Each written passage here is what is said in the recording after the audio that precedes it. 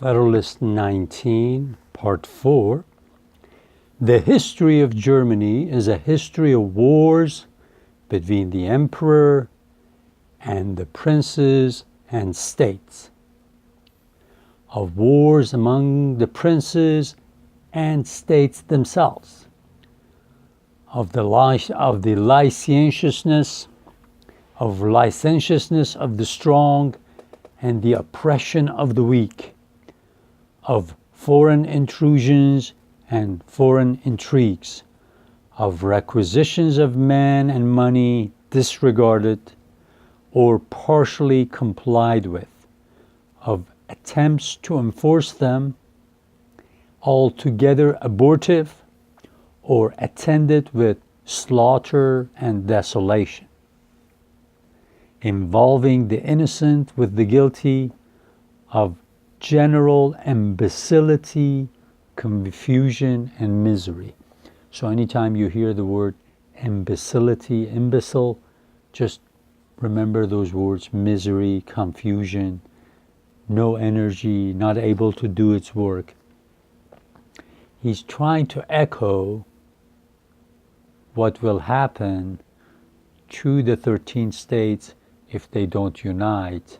They will be just like the so-called German Empire or German Confederacy. So that's where he's talking about, especially when he's talking about requisitions. Remember, one of the main problems under the Confederacy was that they had to ask the states for money, make a requisition, and they were never sure whether the state is going to comply or not. They might send them half of the money they needed, they might send most of the money. Sometimes they would not send it for a long time. So he's trying to say that we, the 13 new states under this confederation, are just like the German Confederation. In the 16th century, the emperor, with one part of the empire on his side, was seen engaged against the other princes and states. In one of the conflicts, the emperor himself was put to flight and very near being made prisoner by the Elector of Saxony. Elector of Saxony, Elector was kind of the little chief of the area called Saxony. The late King of Prussia was more than once pitted against his imperial sovereign and commonly proved an overmatch for him. Controversies and wars among the members themselves have been so common that German annals are crowded with the bloody pages which describe them. German history, year after year, when you look at it, it says all you see is war and destruction. Previous to the Peace of Westphalia, Germany was desolated by a war of 30 years, in which the emperor, with one half of the empire, was on the one side, and Sweden, with the other half, on the opposite side.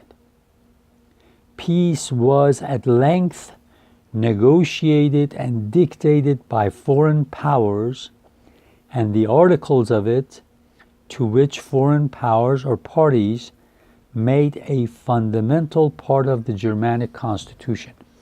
He's talking about the Peace of Westphalia, the Treaty of Westphalia that was written after the 30 Years' War, after all the death and destruction that was brought to Europe at first, because it became a religious war.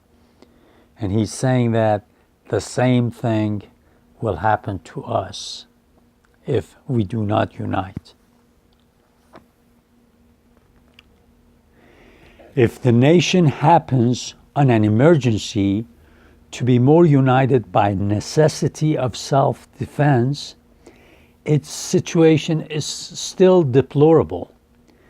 Military preparations must be preceded by so many tedious discussions arising from the jealousies, pride, separate views, and clashing pretensions of sovereign bodies, that before the Diet can settle the arrangements, the enemy are in the field, and before the federal troops are ready to take it, are retiring into winter quarters. They're so disunited that by the time they unite to fight an enemy, the enemy's almost won the battle. So what kind of union is this German Confederacy? The small body of national troops, which has been judged necessary in time of peace, is defectively kept up, badly paid, infected with local prejudices, and supported by irregular and disproportionate contributions to the treasury. The impossibility of maintaining order and dispensing justice among these sovereign subjects produced the experiment of dividing the empire into 9 or 10 circles or districts, of giving them an interior organization, and of charging them with the military execution of the laws against delinquents and contumacious members. This experiment has only served to demonstrate more fully the radical vice of the Constitution. Remember, he's using the word vice again, just like we talked about how Madison and people back then looked at vice as opposite of virtue. Each circle is the miniature picture of deformities of this political monster. They either fail to execute their commissions, or they do it with all the devastation and carnage of civil war. Sometimes whole circles are defaulters, and then they increase the mischief which they were instituted to remedy. We may form some judgment of this scheme of military coercion from a sample given by Thuanus. In Donauwörth, a free and imperial city of Circle of Swabia, Abbe de Saint Croix enjoyed certain immunities which have been reserved to him. In the exercise of these, on some public occasion, outrages were committed on him by the people of the city. The consequence was that the city was put under the ban of the empire, and the Duke of Bavaria, though director of another circle, obtained an appointment to enforce it. He soon appeared before the city with a corps of 10,000 troops, and finding it a fit occasion, as he had secretly intended from the beginning, to revive an antiquated claim on the pretext that his ancestors had suffered the place to be dismembered from his territory. He took possession of it in his own name, disarmed and punished the inhabitants, and re-annexed the city to his domain. Thuanus was a French historian. So again, Madison is using the information that he got from reading all the books that Thomas Jefferson had sent him. So he's saying you cannot count on anything.